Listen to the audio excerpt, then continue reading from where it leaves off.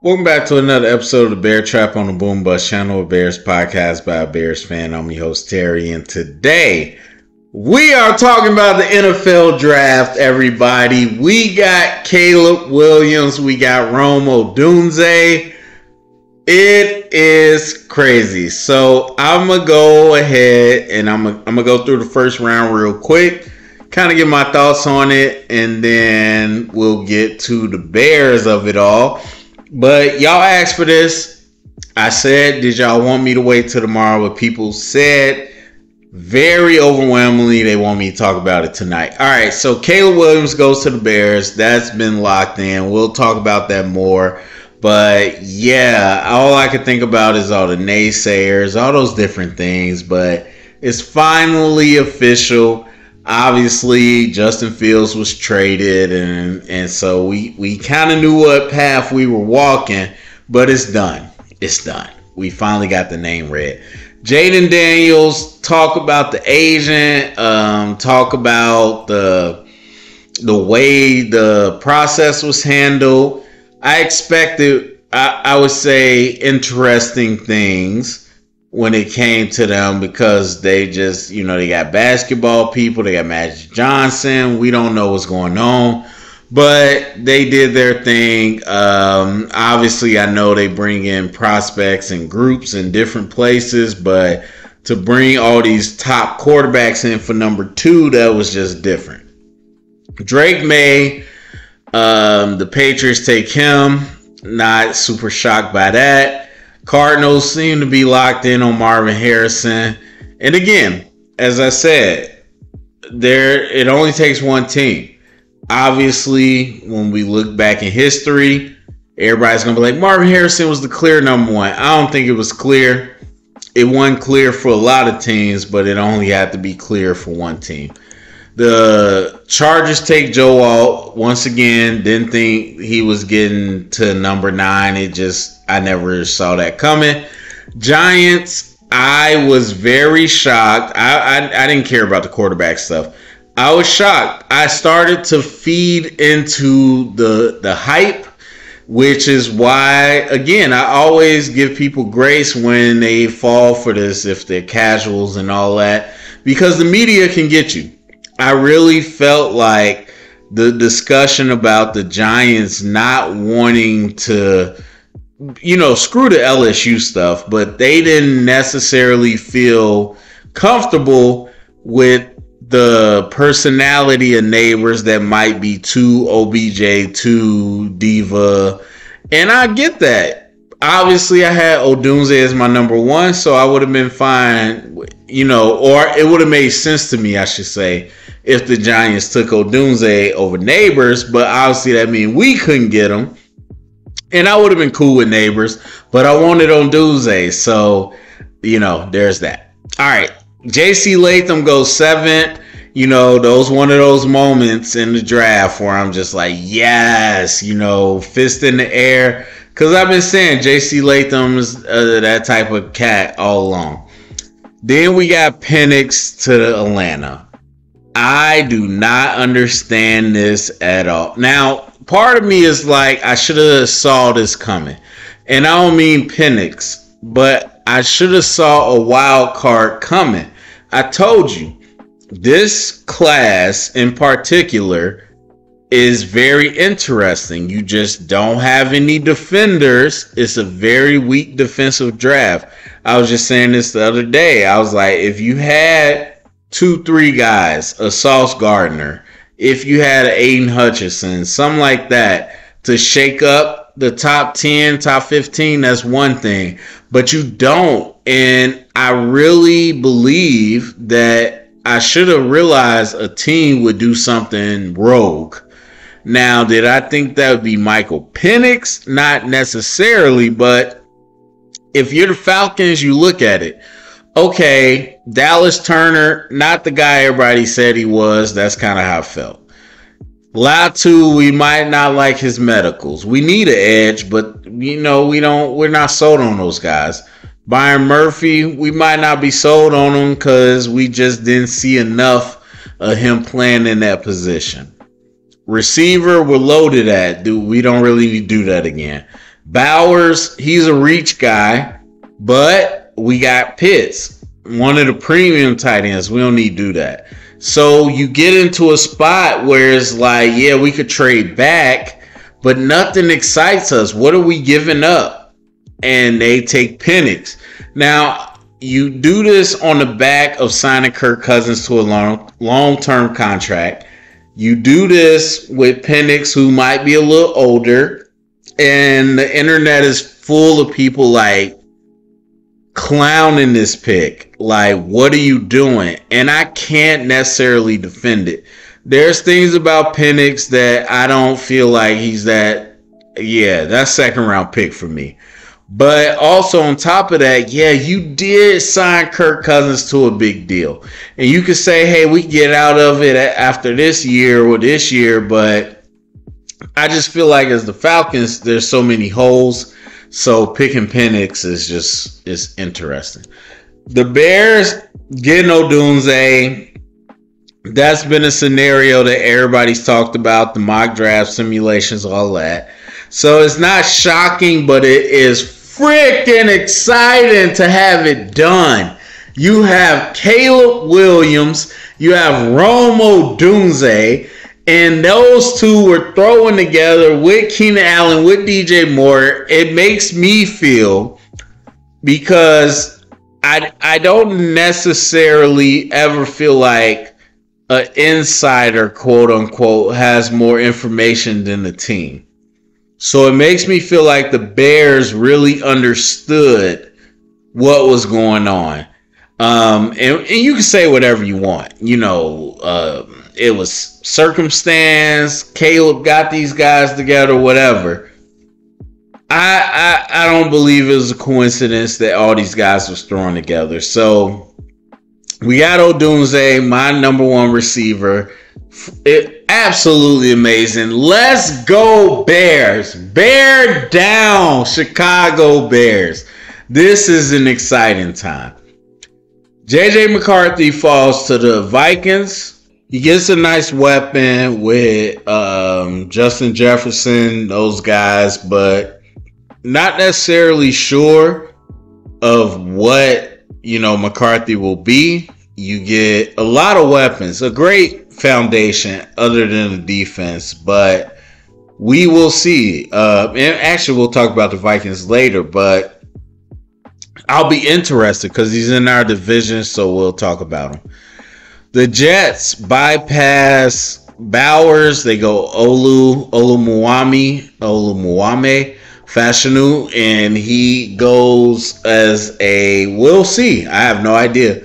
You get Tyron Smith, you get Morgan Moses, both injury prone. Obviously, he can step in as a tackle. Will he just sit on the bench and learn until then? Will he play guard? We'll see, but that's a nice flexible pick for them. All right, then we go Bo Nix to Denver. That shocked me.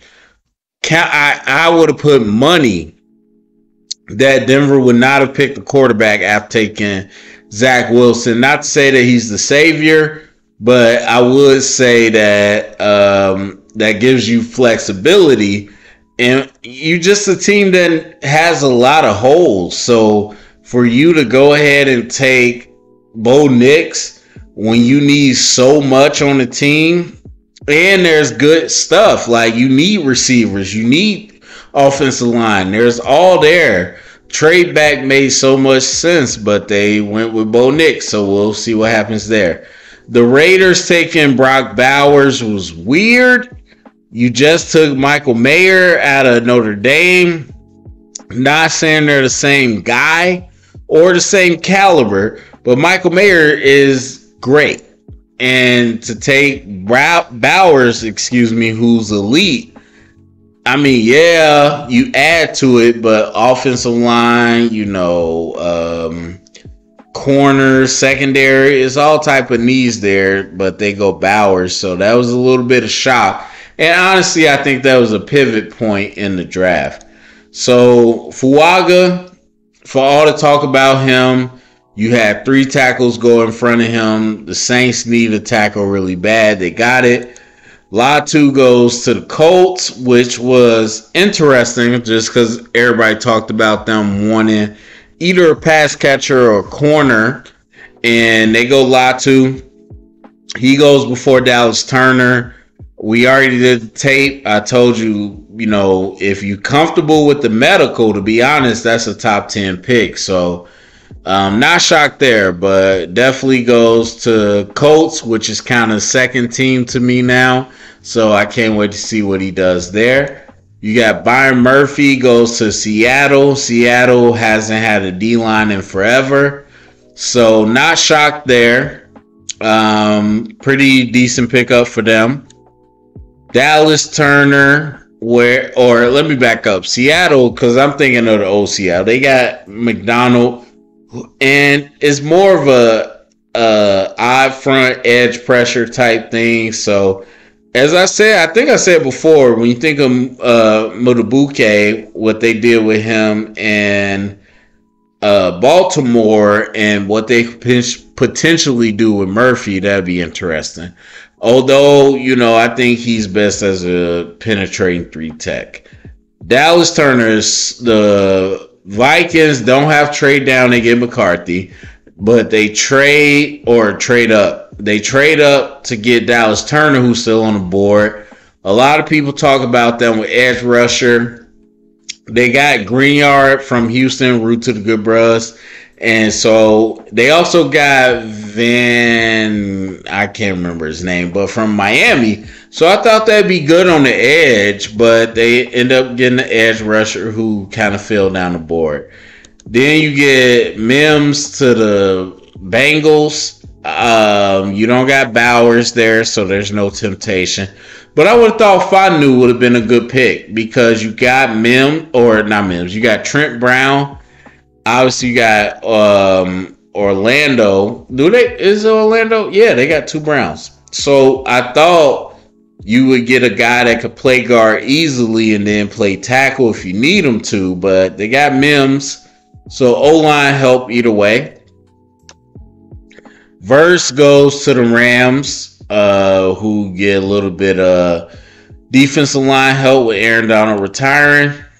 You got Fanu going to Pittsburgh, which I think is a good pick. Chop going to Miami is interesting because they got from Tampa Shaq Barrett. Obviously, you got Chubb and Phillips. Now, that's the thing that people talked about with Latu.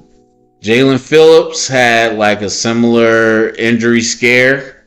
End up going later to the Dolphins. Has been good, but has been injured. And so they add another edge rusher, even though they need offensive line. So this just kind of tells you that people did not feel the interior like some people felt like, they might. Then we got the Eagles. They got Quinyon Mitchell. They end up getting the first corner off the board. Corners, to me, as I said before, weren't super impressive. They were very middle of the road, and that's how the draft kind of played out in the first round. Jacksonville, who had traded back, they get Brian Thomas out of LSU, another weapon. They wanted Calvin Ridley back, didn't get him. And then you get Detroit trading up to get Terry Arnold, again, a corner that thought would be going earlier. The Detroit Lions pick him up. And then Green Bay goes tackle with Jordan Morgan, who a lot of people thought Green Bay might go secondary. They picked up Xavier McKinney. You got Jair Alexander. Not sure why everybody thought secondary. And it was probably a possibility, but they go Jordan Morgan, who I think is pretty good. Tampa Bay goes Barden, who has flexibility. You keep adding to that offensive line. You already brought back Baker. And then they had their center permanently retired due to injury. Arizona goes Darius Robinson. Don't really love that pick. Arizona has a long history of picking tweeners, and it has not worked out. KC trades up. They get Xavier Worthy. Very sad. I mean, maybe good. I don't know. I think if you get Kansas City with a AD Mitchell, if you get him with a Leggett, it would have been Leggett, whatever. It would have been very scary. Xavier Worthy doesn't scare me, so we'll see what they do with him. Dallas trades back and gets Guyton. Oklahoma going to Dallas. It was kind of match made in heaven. He could play right tackle while Smith plays left. It just works out. Baltimore, surprisingly, going secondary. They go with Wiggins. I guess not surprisingly, most of the edge defenders are gone. So they go with Nate Wiggins, and that's a good place for him to go. Veteran secondary. Ricky Pearsall, San Fran. Now, people can say what they want about Ayuk and trades. Obviously, it didn't happen. Still could. But for the most part, I'm going to just go ahead and say, like, Ricky's a slot receiver, premium slot receiver. I probably would have took Lad McConkey over him. But he goes, and man, what a place for him to go. I can't wait to see what they end up doing. Because if they keep Ayuk, that's going to be off the charts. Xavier Leggett, Carolina trades up one pick. They get Leggett. He stays in the hometown area. Again, I love this guy from the whole draft process. Receivers dominate this process, and we get 2 receivers in the late rounds. So, interesting stuff. Now, to get back to the Bears. One thing that I want to say with Odunze, you got Keenan Allen, who works from the slot. He works from the slot a lot. And Odunze, while I believe can be a multi-level receiver, he does his best work, his elite work, when he is down the field on the outside. So, having Odunze allows us to do something on the outside and really, attack the perimeter of the defense. And that also allows Keenan Allen to stay in the slot a lot and really just carve up the, middle. And so that's absolutely beautiful. And I'm so happy the way it worked. Like, Penix never would have picked that in a million years for that to happen. But the rest of it stayed chalk. Jaden Daniels, you had Schefter saying that's what he thought. You had Drake May going to the Patriots, who were only going to trade if they could already secure a second trade to take a quarterback. Obviously, they couldn't. Cardinals wanted, and they wanted Marvin Harrison the whole way. They got him. And so, yeah, it worked out. We got Odunze, and it's far from over. We'll see what the rest of the draft is, but right now, man, A+. It's nothing to say. It's an A+. I like Odunze. I talked about the physical parts, but personality-wise, I just think he's a dog. I think he's going to get after it. He wants to win, and him and Caleb get together along, and Caleb is fired up, and I'm ready, man. I'm ready. I'm already ready. Like, I'm looking at jerseys. I think they confirmed Odunze's 15. You're going to have Caleb at 18. I'm ready. I'm ready to buy a jersey. I'm ready to buy something. The Bears, like, we announced our stadium. It's going crazy. Shout out to Chicago. We'll see if Poles can really become King Poles and make a move and get into the second round, or, what we can do tomorrow. But tomorrow is going to cement the draft. It's an A+ right now.